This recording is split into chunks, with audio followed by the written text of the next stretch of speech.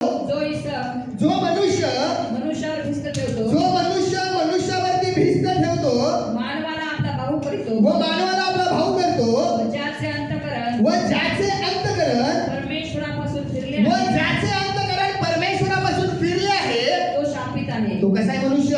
शापित. शापित आहे.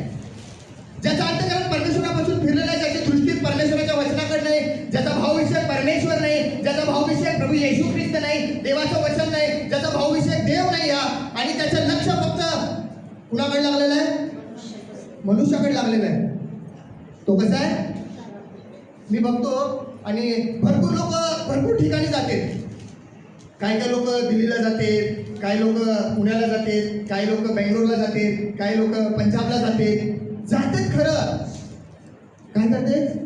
जाते परत येते, परंतु काय नाही या बदल बघायला मिळत नाही. काय बघायला मिळत नाही? लक्ष कुठं लागलेलं आहे? देवाचे सेवक मोठे आहेत, बायबलमध्ये सांगितलेलं आहे. मोशे पण देवाचा मोठा सेवक आहे, नाही असं नाही या. परंतु बायबल काय सांगतं? मोशेपेक्षा कोण श्रेष्ठ म्हटलेलं आहे? प्रभू येशू ख्रिस्त. आपल्याला कुठल्या देवाच्या सेवकाला नावं ठेवायचं नाही, नावं ठेवायचं नाही. देवाने आपल्याला अधिकार दिला नाही. पण आमचं फोकस, आमचं लक्ष कुणाकडे असायला पाहिजे? देवाच्या वचनाकडे, देवाकडे आणि प्रभू येशू ख्रिस्ताकडे आमचं काय असायला पाहिजे? लक्ष असायला पाहिजे.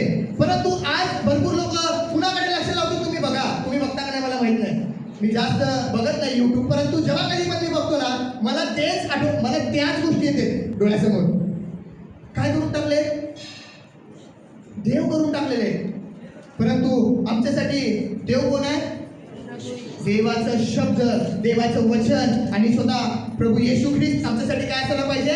सर्वस्व असायला पाहिजे, ना की मनुष्य आमच्या जीवनामध्ये असायला पाहिजे. तो भाग आपला नाही आहे, तो पाठ आपला नाही आहे. परंतु तुम्ही बघा, जर बघत असताना तुम्हाला पण समजणार. तुम्ही बघता भरपूर लक्ष कुठं लागलेलं आहे? अरे त्यांनी असं प्रार्थना करते, आपण तिकडे जाऊ. त्यांनी लय भारी प्रार्थना करते, त्यांनी लय भारी हिलिंग करते, आपण काय करू? तिकडे जाऊ. तिथे गेल्यानंतर ना आपल्याला काय होईल?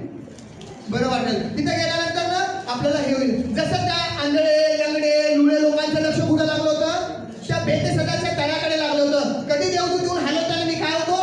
बरं होतो. तसं या जगामध्ये भरपूर लोकांचं लक्ष कुठं लागलेलं आहे? तिथे मिरेकलचं चमत्कार होते, तिथे या गोष्टी होते, तिथे त्या गोष्टी होत्या, म्हणून त्यांचा फोकस कुठं आहे? तिथे आहे. परंतु आमचा फोकस कुठं असायला पाहिजे?